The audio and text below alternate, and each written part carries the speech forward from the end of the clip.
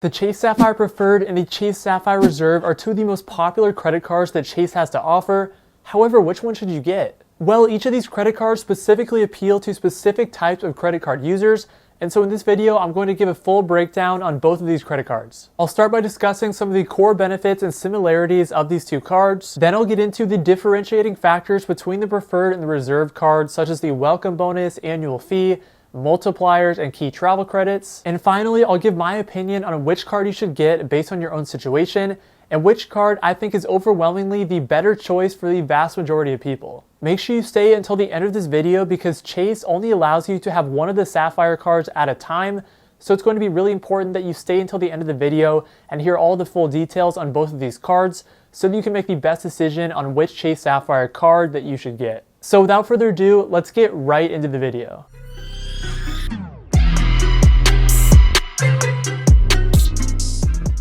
Hey everyone, hope you're doing well. Thanks for checking out this video and welcome back to the channel. Before I get into the core benefits of having both of these Sapphire cards, I first just wanted to let you know of a couple things that you need to be aware of before you apply for one of these credit cards. The first thing that you need to be aware of, which I did briefly mention, is something called the One Sapphire Rule, which essentially means that you can only have one open Chase Sapphire account, so you have to choose between the Chase Sapphire Preferred and the Chase Sapphire Reserve, because you cannot have both. The next thing you need to be aware of is the Chase 524 rule. The Chase 524 rule essentially means that you cannot have opened more than 5 credit card accounts with any credit card issuer over the past 24 months, or else you'll be automatically rejected when you apply for a Chase credit card. So my suggestion here is to simply prioritize the Chase credit cards that you want to get in terms of applying for those ones first before you apply for other credit cards. And finally, the last thing that you need to know is the Chase Sapphire 48-month rule, which essentially means that you can only receive one welcome bonus offer every 48 months on a Chase Sapphire card. So for example, you could not open the Chase Sapphire Preferred, get your welcome bonus, and then close your account, and then expect to still receive a welcome bonus offer on the Chase Sapphire Reserve if you had opened that Chase Sapphire Preferred within the last 48 months. So now if we get into some of the core benefits of having both the Chase Sapphire Preferred and the Chase Sapphire Reserve, the first benefit that both of these cards have is that they allow for one-to-one transfers to Chase's wide array of travel partners. That includes a list such as Southwest Airlines, United Airlines, Hyatt, Marriott, Emirates, British Airways, Air Canada, and more. The next benefit for having both of these Sapphire cards, which I think is one of the most underrated benefits of having these cards, is due to the higher redemption value. With the Chase Sapphire Preferred card, when you redeem your points for travel through Chase Ultimate Rewards, your points are worth 25% higher in redemption value. So if you're trying to redeem at 60,000 points, instead of those points being worth $600 like normal, they would instead be worth $750. With the Chase Sapphire Reserve card, when you redeem points for travel through Chase Ultimate Rewards, your points have a 50% higher redemption value.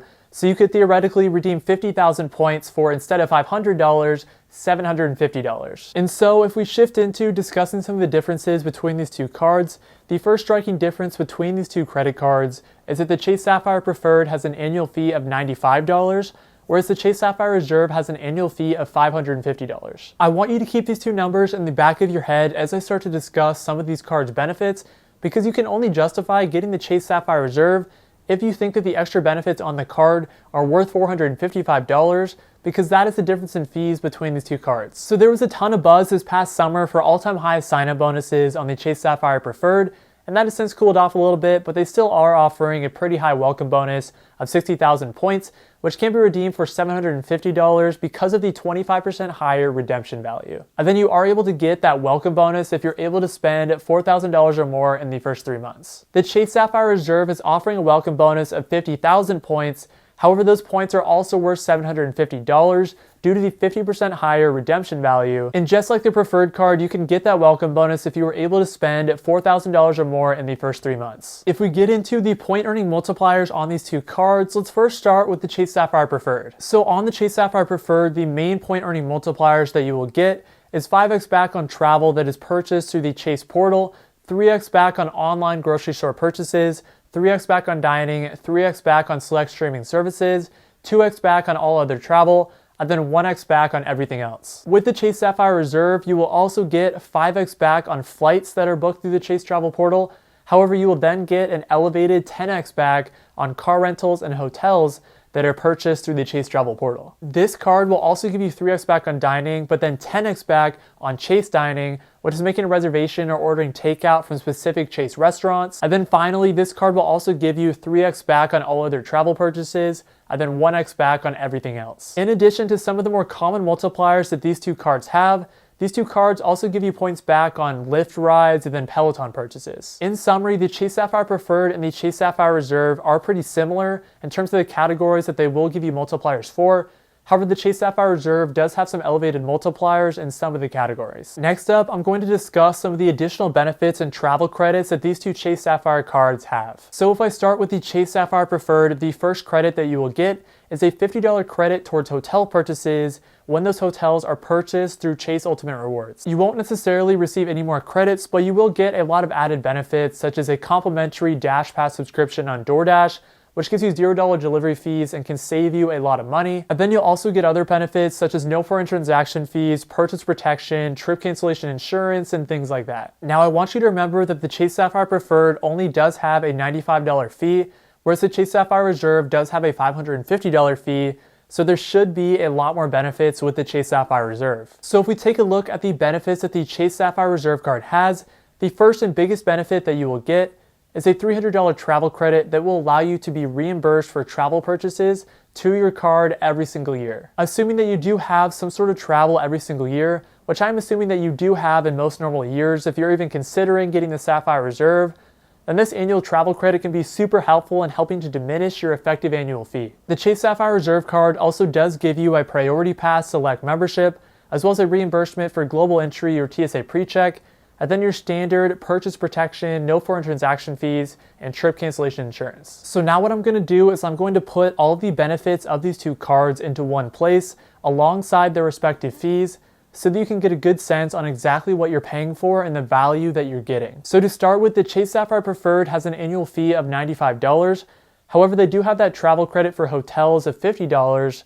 And so for a lot of people, this can effectively lower your fee down to $45. And so basically, assuming that you can use that $50 travel credit towards hotels, you need to figure out whether the other benefits of this card can justify paying an adjusted fee of $45. In other words, you're basically paying $45 to get pretty solid multipliers, such as 5x on travel through the Chase portal, 3x on dining, 3x on online grocery store purchases, and then 3x on select streaming services. And then you also do have some other nice additional benefits, such as that DoorDash Dash Pass subscription. And then you also do have possibly the best secondary benefit, which can easily pay for that $45 fee just on its own, and that's the 25% higher redemption value on your Chase points. Ultimately, I think for the vast majority of people, the benefits are going to clearly pay for more than just the fee, and I think this is part of the reason that the Chase Sapphire Preferred has become such a popular credit card. Now, if we take a look at the Chase Sapphire Reserve, they do have that pretty hefty fee of $550.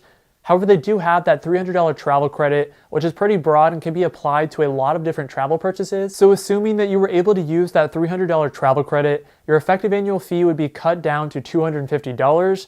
And then the question would become on whether the additional benefits on the Chase Sapphire Reserve could justify paying an adjusted fee of $250. Some of these benefits are really high multipliers for travel, such as 10x back on hotels and car rentals that are booked through the Chase Travel Portal, and then 5x back for flights that are also booked through the Chase Travel Portal. And then they also do give you that DoorDash Dash Pass subscription, as well as the Priority Pass Select membership, as well as probably one of the main reasons that people get the Chase Sapphire Reserve, which is getting a 50% higher redemption value on your Chase points. For some people, the benefits are still not going to make that fee worth it, so this card is especially suitable for high spenders or people that could get a lot of value out of the high redemption rates. And so that is all the information. Now, what should your strategy be? Well, first of all, both of these cards are easily worth it for year one, and both of them have a lot of long-term value.